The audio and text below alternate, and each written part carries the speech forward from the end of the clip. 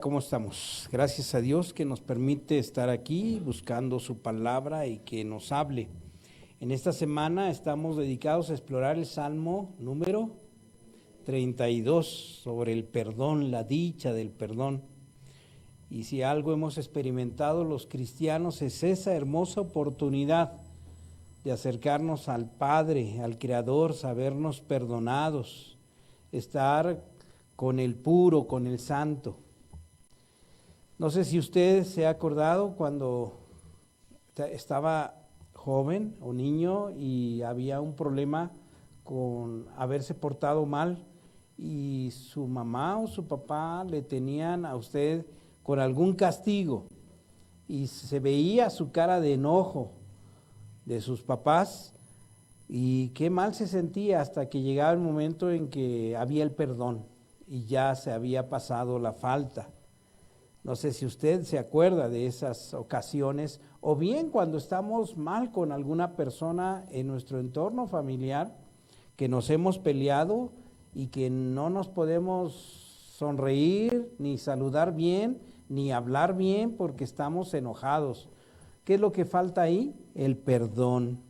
En el caso de Dios, tenemos esta oportunidad de tener un bienestar especial con Él, de sentirnos bien con Él, y al sentirnos bien con Él tenemos la oportunidad de estar bien con los otros y estar bien con nosotros mismos, independiente a que quizás siga algún entorno o un ambiente externo negativo a nosotros.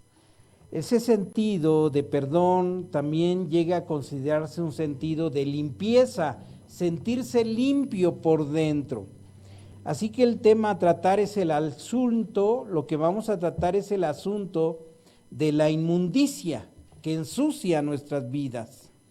Y por eso la predicación, si quieres escribir en tu hoja, limpio de la inmundicia, limpio de la inmundicia. Vamos a ver Marcos capítulo 7. Marcos capítulo 7, versículo 1. Este capítulo se titula Lo que contamina al hombre. Y les voy a leer el versículo 1 y el versículo 2. Dice, se juntaron a Jesús los fariseos y algunos de los escribas que habían venido de Jerusalén, los cuales viendo a algunos de los discípulos de Jesús comer pan con manos inmundas, esto es, no lavadas, los condenaban. ¿Manos qué? Inmundas. Aquí aparece una palabra que es muy repetida en la Biblia, la inmundicia, lo que es la inmundicia, lo inmundo. ¿A qué se referían los fariseos respecto a lo inmundo? Vamos a explorar en esta predicación acerca de este sentido de inmundicia que daña el corazón del ser humano. Vamos a inclinar nuestro rostro. Padre, te pedimos que hables a nuestras vidas, te necesitamos. Sabemos que estar contigo es estar bien, pero sabemos que por nuestros méritos, nuestras buenas obras, no podemos estar cerca de ti, sino es a través de tu Hijo Jesucristo que nos perdona y nos limpia de todo pecado. Él es el que nos presenta ante ti y así queremos ir, no por méritos propios, sino por la vida de tu Hijo. Y Señor, necesitamos que en tu misericordia hables a nosotros. Señor, te pido una ayuda especial para mí, para poder exponer este tema y para mis hermanos también, para que este tema sea, Señor, de bendición para ellos. Te lo suplico, Señor, en Cristo Jesús. Amén. La inmundicia en la ley levítica, la ley del Levítico. Si te das cuenta, en los primeros libros de la Biblia está el Levítico que trata de las leyes. Y la palabra inmundicia ahí aparece por primera vez. Dios instala esta palabra en el Levítico. Se nos habla de que hay animales inmundos había una categoría de animales inmundos y también objetos inmundos. Por ejemplo, el excremento es inmundo, o aquellos derivados de los flujos corporales. Se habla de los leprosos como inmundos y también los cadáveres son inmundos. Y en el Levítico se habla que para acercarse al tabernáculo, al templo de Dios, no podían ir los que estaban, que se habían expuesto a la inmundicia, algunos de estos objetos inmundos. Por ejemplo, si estaba un cadáver y habían ido a estar cerca o apoyar en la familia donde había habido un muerto, pues ellos que se habían acercado no podían acercarse al templo a menos que pasaran tiempo y un periodo de limpieza especial.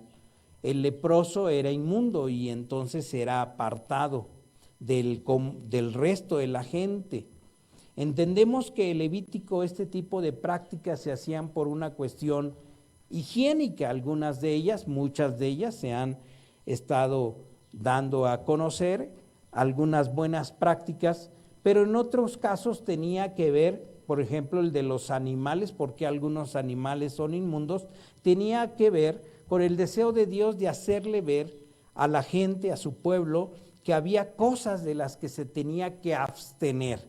Esta era una parte de educación que todo hijo de Dios debe tener claro, que hay cosas a las que nos debemos de abstener, que no es bueno que nosotros estemos acercándonos a lo inmundo. Actualmente ya no tenemos estas restricciones alimenticias que hay con los animales inmundos, pero en aquel entonces todavía estaba en proceso la revelación de Dios a través de Jesucristo. En el Levítico capítulo 20, versículo 21, y quiero que lo busques, por favor, búscalo en tu Biblia, Levítico 20, 21. Nos habla de que más allá de estos aspectos de los objetos inmundos, había también ya una categoría que tiene que ver con una maldad perpetrada con el otro, como algo inmundo.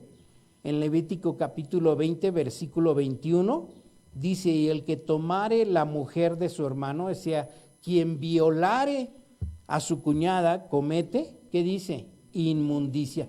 No tan solo comete adulterio o una falla social, moral, sino aparte la categoría de inmundicia. La desnudez de su hermano descubrió, sin hijos serán. Está hablando de esta categoría. Ya en el Levítico la palabra inmundicia va más allá de una categoría de lo físico, sino ya va a una categoría que viene a tener que ver con la maldad del hombre. Esto es en el Levítico. Así pues, la inmundicia se podía presentar por elementos ajenos a nuestro control. Por ejemplo, la lepra. El que tenía lepra era inmundo y era algo que no podía haber controlado cómo se pasa la lepra. O bien, la inmundicia tenía que ver con un acto voluntario de desobediencia.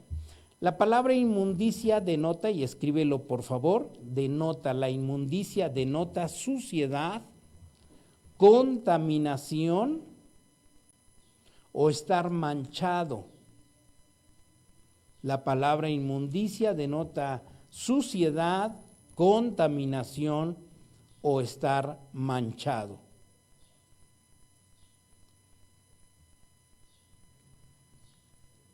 Esto es lo que traían los fariseos y escribas cuando van a ver a Jesús. ¿Qué andaban haciendo ellos? Estaban viendo cómo Jesús hacía milagros en el nombre del Padre, y ellos que estaban pensando que se habían portado muy bien en su religión, deberían ser aceptados por Jesús, y ellos deberían de ver en Jesús a alguien que cumplía sus propias expectativas, pero veían muchas cosas raras en Jesús. Una de estas cosas es que ellos habían hecho de esta cuestión de la inmundicia una práctica religiosa. Y el lavado de manos lo habían convertido en algo muy importante. Evidentemente, lavarse las manos es algo higiénico, ¿no?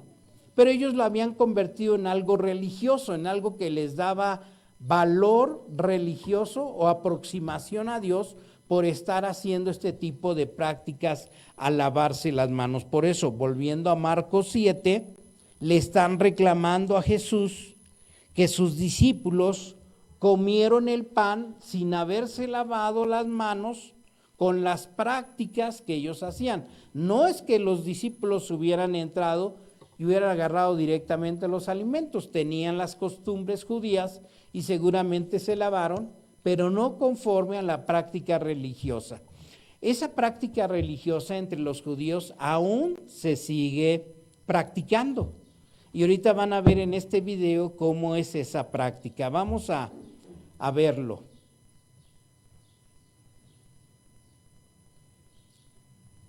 Ahora, ¿cómo hacemos este ritual del lavado de las manos? Primeramente tenemos que agarrar nuestra taza que tiene dos agarraderas, derecha e izquierda. La agarramos con la mano que es menos dominante, o sea que si usted usa su derecha más, agarra su copa primero, su vaso con la mano izquierda. Si es usted a una persona que usa más su mano izquierda, entonces agarra la taza con la mano derecha primero. Llenamos la taza con agua hasta donde usted vea que le va a alcanzar. Y primeramente vamos a echar sobre la mano dominante. O sea, por ejemplo, yo mano derecha, uso más la mano derecha. Agarro mi mano izquierda y echo primero sobre mi mano derecha agua. Después tomo la copa con mi mano derecha y echo sobre la izquierda. Y hago así 2 veces más, dándome un total de 4 veces. Un número que tiene que ver con el número de letras del Shem HaKadosh de Yahweh.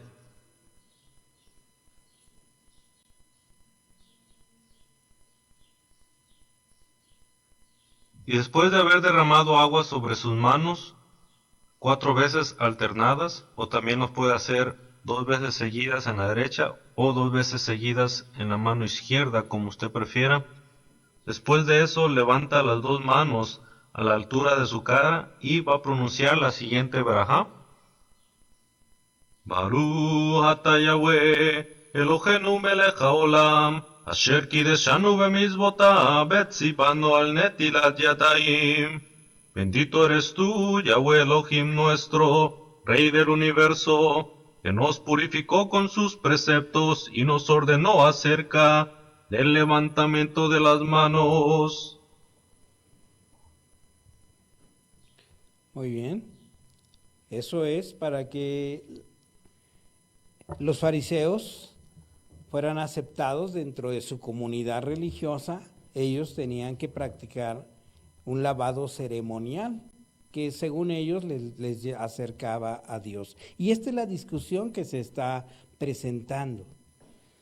Vamos a ver entonces que en efecto hay la necesidad de una limpieza, pero la Biblia nos va señalando que es una limpieza interior. Y lo que es el lavado exterior, eso no es parte de lo que Dios quiere que realmente limpiar. ¿Cuál es la situación?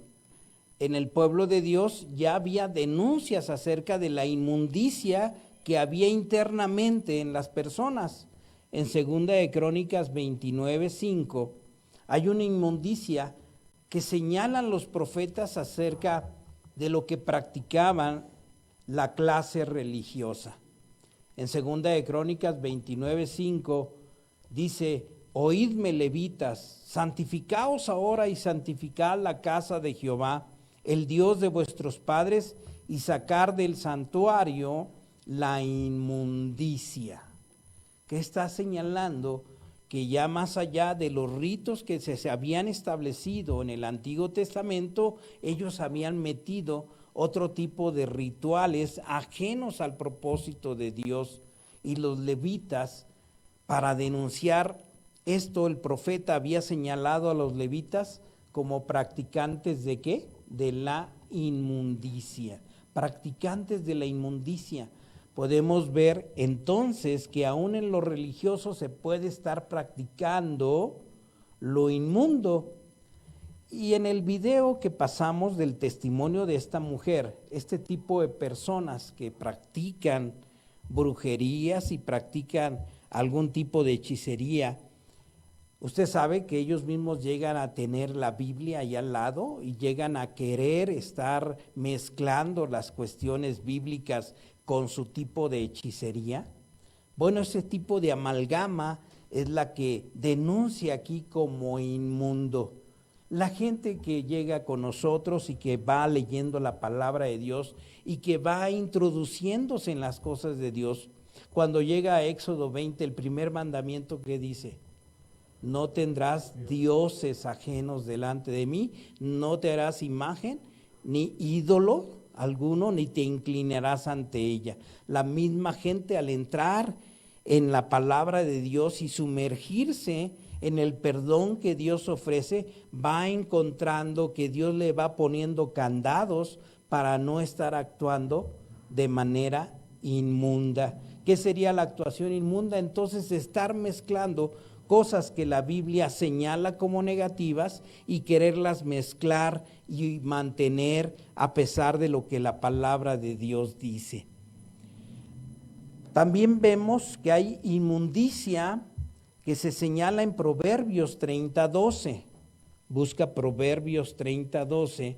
Hay una inmundicia que denuncia los proverbios, la palabra inmundicia ahí se establece también. Inmundicia por parte de una generación, de toda una generación. Dice Proverbios capítulo 30, versículo 12, y el primero que lo tenga, por favor, póngase de pie para que nos lo lea. Hay generación limpia en su propia opinión, si bien no se ha limpiado de su inmundicia. Vamos a leerlo todos juntos. Dice: hay generación limpia en su propia opinión, si bien no se han limpiado ¿de qué? De su inmundicia. Está ya aquí una denuncia, ya estamos en el libro de Proverbios, que está un libro más adelantado respecto al tiempo y que ya tiene que ver con una denuncia de toda una generación que practica, que mantiene un esquema de inmundicia. Pero ellos, ¿cómo se sienten? Limpios, y aquí ya entra la categoría de que la inmundicia es sinónimo de pecado, es sinónimo de suciedad y por lo tanto es contrario a la limpieza. Y entonces aquí denuncia: hay generación que se siente limpia, pero limpia en su propia opinión. Ellos se sienten limpios, pero según su propia opinión. Pero aquí dice: si bien no se ha limpiado de su inmundicia. La claridad del pecado como algo sucio se vive en el interior y lo denuncia la Biblia. Entonces, escribe ahí, por favor, el pecado como algo sucio y que se vive en el interior.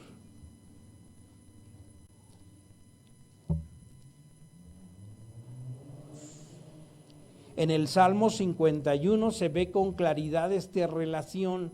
Cuando fallamos con Dios y mantenemos prácticas inmundas, es una señal de suciedad en el interior de nuestra alma. El Salmo 51, versículo 2, dice: lávame más y más de mi maldad.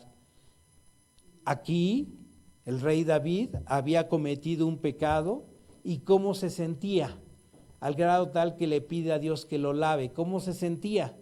Sucio, inmundo, se sentía contaminado, le había entrado una contaminación interior de un hecho exterior, de un evento que él había propiciado, donde él mismo había caído, había formado parte de una intriga para matar a su amigo y para quedarse con su esposa. ¿Y cómo se sentía por dentro?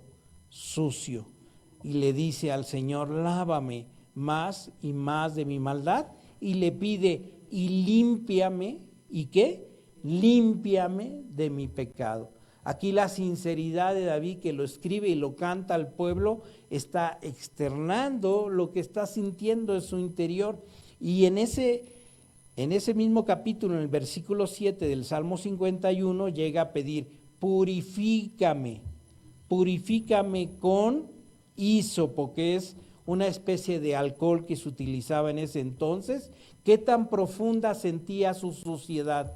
¿Qué tan profunda que pide? Es más, mete en mi vida, en mi interior, hasta como alcohol. Necesito algo más fuerte que el agua para ser limpio. Purifícame con algo más fuerte que el agua para que me limpies. Y dice, lávame y seré, ¿qué? Más blanco que la nieve. Sabía que si Dios intervenía en su interior, estaría sintiéndose lavado, limpio y blanco como la nieve. Él quería sentirse así. Y quería sentirse así porque ya es algo que nosotros traemos como parte de una necesidad profunda del corazón de ser limpios. Dios nos creó como ser humano. ¿Nos creó para ser limpios o para ser sucios? ¿Tú qué crees? Dios, ¿cómo nos creó? Dios nos creó para ser limpios. De hecho, cuando tú tienes a un bebé en brazos, lo sientes limpio, hasta lo hueles, aunque esté apestadito de algo que hizo. Tú hasta lo sabes, su piel, su olor es de limpieza, se siente la pureza de ese bebé. Tenemos en nosotros esa oportunidad de saber que fuimos hechos a imagen de Dios, y eso es sensible todo ser humano, y todo ser humano sabe cuando ha pasado el tiempo y los años que su propio pecado se va acumulando, y el pecado que otros nos infringieron a nosotros y en el que caímos, en el que nos dejamos envolver, llega a sentirse como una suciedad en el alma.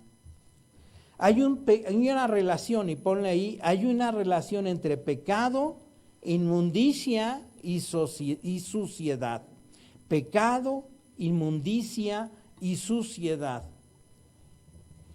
Ya más adelante de los salmos vemos a los profetas, y los profetas tocan mucho ya con este asunto. Ya no tiene que ver nada más con un asunto de comer animales inmundos o no inmundos, o de tener contacto con un leproso o con el excremento, que era algo también inmundo, sino ya tiene que ver con algo más profundo. En Isaías 64:6 nos habla acerca de ese sentido y esa denuncia de suciedad ante el pecado.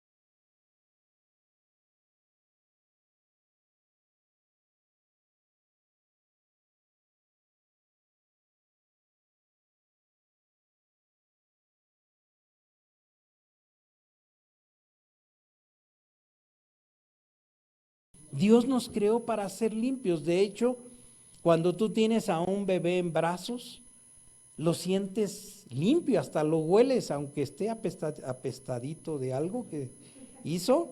Tú hasta lo sabes, su piel, su olor es de limpieza, se siente la pureza de ese bebé. Tenemos en nosotros esa oportunidad de saber que fuimos hechos a imagen de Dios, y eso es sensible todo ser humano, Y todo ser humano sabe, cuando ha pasado el tiempo y los años, que su propio pecado se va acumulando y el pecado que otros nos infringieron a nosotros y en el que caímos, en el que nos dejamos envolver, llega a sentirse como una suciedad en el alma. Hay una relación, y ponle ahí, hay una relación entre pecado, inmundicia y suciedad. Pecado, inmundicia y suciedad. Ya más adelante de los salmos vemos a los profetas, y los profetas tocan mucho ya con este asunto. Ya no tiene que ver nada más con un asunto de comer animales inmundos o no inmundos, o de tener contacto con un leproso o con el excremento, que era algo también inmundo, sino ya tiene que ver con algo más profundo. En Isaías 64:6 nos habla acerca de ese sentido y esa denuncia de suciedad ante el pecado. Dice Isaías 64:6, y si alguien lo tiene, por favor, póngase de pie para que nos haga favor de leerlo.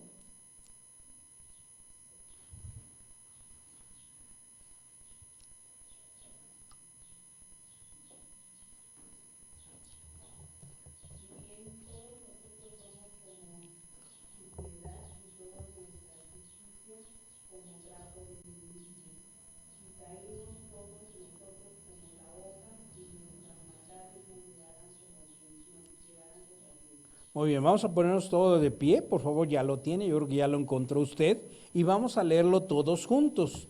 Dice así Isaías 64:6, si bien todos nosotros somos como suciedad, y todas nuestras justicias como trapo de inmundicia, y caímos todos nosotros como la hoja, y nuestras maldades nos llevaron como viento. Muy bien, se puede sentar. Ya aquí la inmundicia, el pecado, la maldad y la suciedad están envueltas en esta frase, en este escrito. Somos como suciedad. El pueblo se sabe que no ha cumplido, el profeta le está denunciando y el mismo profeta se inscribe dentro de esa misma suciedad y dice: todos nosotros somos como suciedad y todas nuestras justicias como trapo de inmundicia, y caímos todos nosotros como la hoja, y nuestras maldades nos llevaron como viento. Llega esta clara denuncia de la situación de pecado. Y Jesucristo está consciente de todo esto, pero los fariseos no están conscientes de eso. Ellos han elaborado ciertas prácticas religiosas para pensar que son libres de la inmundicia tan grave que está, lavándose las manos y practicando ese tipo de oraciones, ya se limpiaron. Y eso es lo que le están reclamando a Jesús, que no les has enseñado a tus discípulos que con estas prácticas religiosas ya estamos limpios, ya estamos puros. Es algo que llegamos a ver cuando la gente los miércoles de ceniza los ve uno, y me ha pasado que cuando uno los ve y pregunta, la gente se siente bien porque se siente limpio, porque ya le pusieron su cruz de la ceniza. Pero Jesucristo quiere abordar este problema de la inmundicia realmente. Dice Marcos, volviendo a Marcos 7:14, dice: y llamando así, quiero que lo veas, búscalo por favor en tu Biblia, Marcos 7:14, lo que contesta Jesús a los fariseos y escribas. Dice: y llamando así a toda la multitud, no tan solo a los escribas. Esto quería decírselo bien a los discípulos, a los escribas y a la gente. Les dijo: oídme todos y entended. Nada hay fuera del hombre que entre en él que le pueda contaminar. Está hablando de las cosas inmundas exteriores. Eso no le puede contaminar, pero lo que sale de él, eso es lo que contamina al hombre. Si alguno tiene oídos para oír, oiga. ¿Qué les está diciendo? Les está diciendo el problema no es de una práctica exterior, el problema tiene que ver con dentro del corazón. Eso es lo que está contaminado en el hombre, lo que está enfermo, lo que está sucio, lo que se está pudriendo es el alma. Y luego, más adelante dice, cuando se alejó de la multitud y entró en casa, le preguntaron sus discípulos sobre la palabra. Los discípulos querían saber, explicar, a ver, explícanos esto. Y él les dijo, ¿también vosotros estáis así sin entendimiento? ¿No entendéis que todo lo de fuera que entra en el hombre no lo puede contaminar? Porque no entra en su corazón, sino en el estómago, en el vientre, y sale a la letrina. Y esto decía, haciendo limpios todos los alimentos. Pero decía que lo que del hombre sale, eso contamina al hombre. ¿Qué es? Eso lo que contamina al hombre, lo que está dentro del hombre.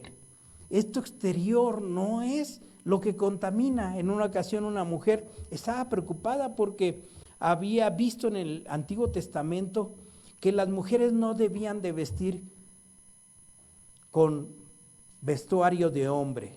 Y estaba preocupada, y evidentemente el hombre también dice que no debía de vestir con vestuario de la mujer. Y estaba preocupada porque por ahí alguna otra organización religiosa le estaba diciendo que no debía de usar pantalón.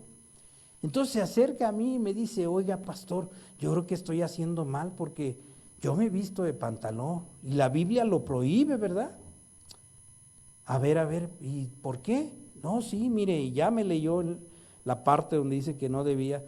A ver su pantalón. Oiga, ¿y ese pantalón lo compró en la sección de hombres? O sea, si usted va a la sección de hombres y se pone los pantalones, dice, no. Bueno, entonces, ¿dónde lo está comprando? ¿En la sección de mujeres? Sí, porque es diferente el pantalón de hombres al pantalón de mujeres, ¿no? Sí, es diferente.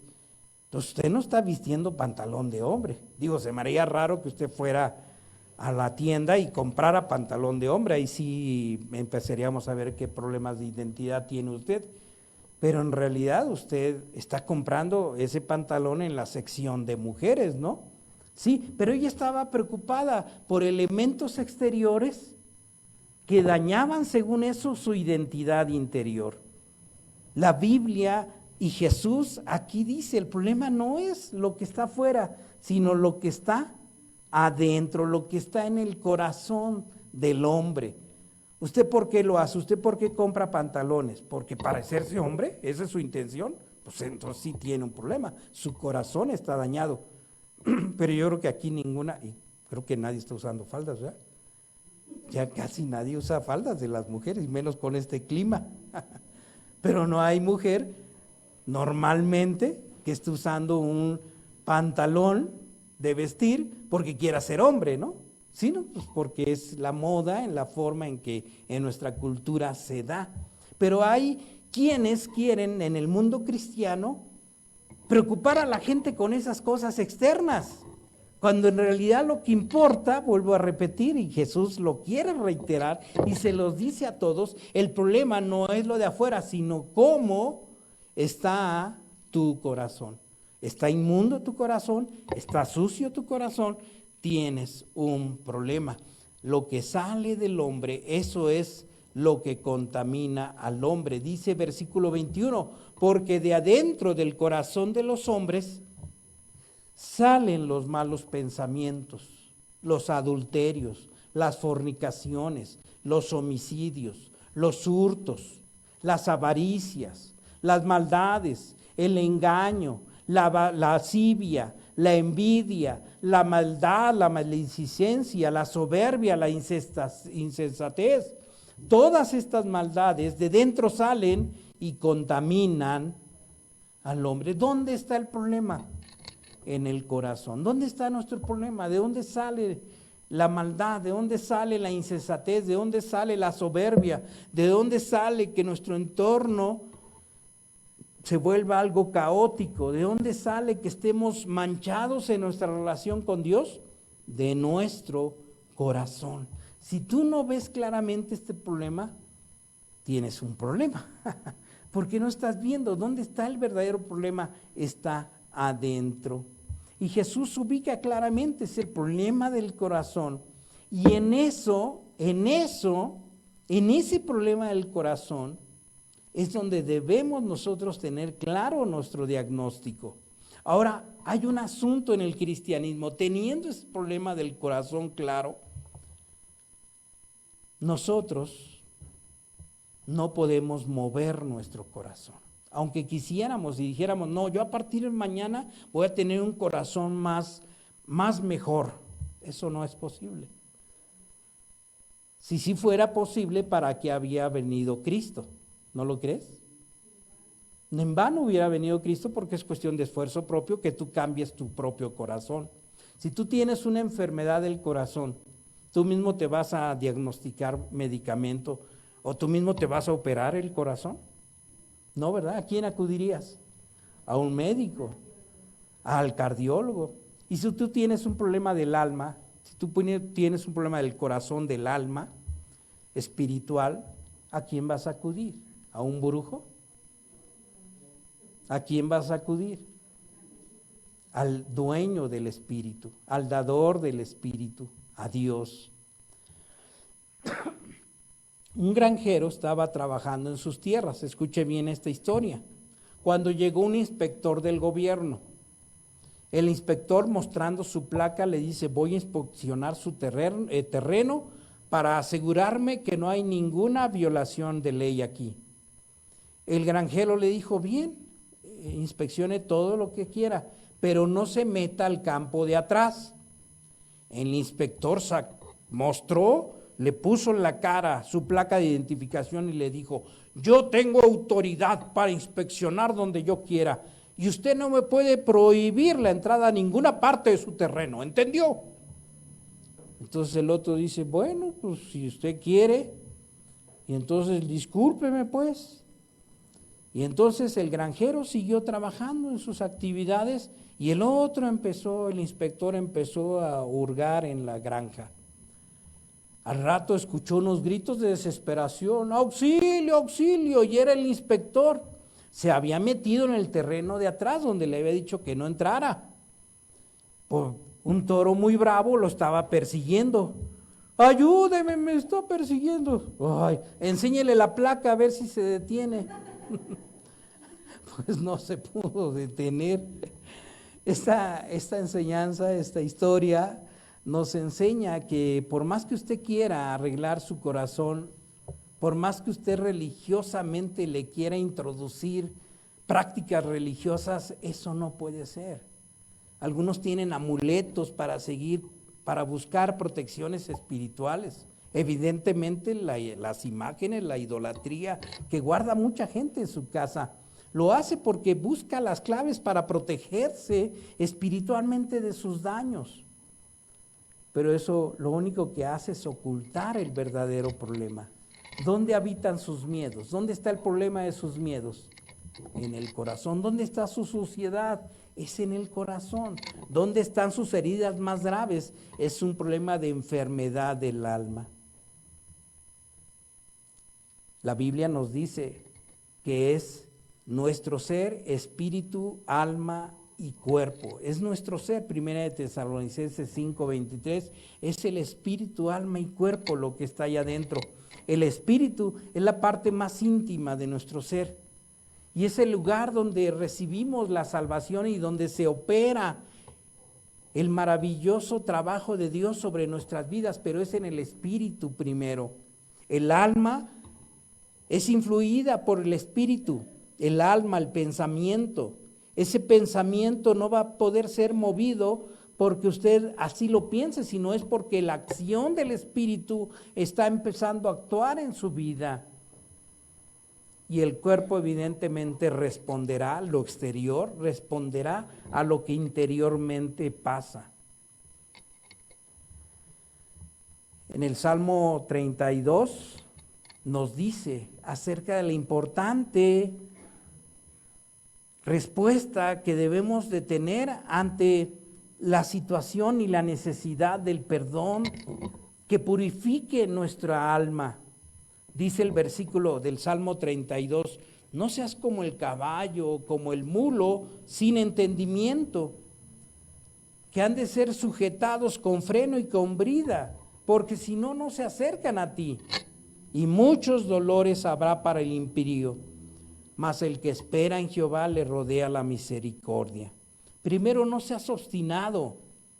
En lo que respecta al enfrentarse al pecado, no seas como el inspector de policías que cree, el inspector que fue a la granja, que cree que por su placa o por sus cuestiones religiosas va a poder llegar a tener la salud, la limpieza que necesitas. No seas obstinado. Ten claro que es el Señor el que te puede limpiar, y para eso necesitas doblegar tu soberbia y decidirte que hay una necesidad profunda de tu alma, de ser tocado por las manos limpias del Santo de Santos. Y también dice el Salmo 32, muchos dolores hay para el que no cree.